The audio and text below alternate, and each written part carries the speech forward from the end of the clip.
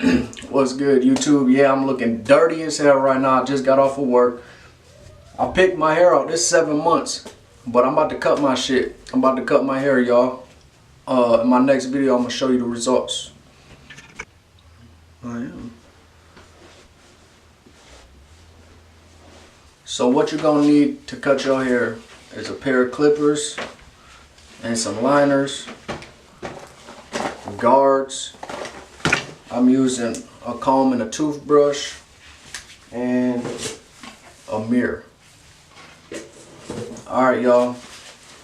I'll see you when I get my cut. Alright, y'all, this is the cut, a number 2 against the grain. I know it looks crazy right now, but in about 8 to 10 weeks, you're gonna see this transformation. So let this wave journey begin. Week 1.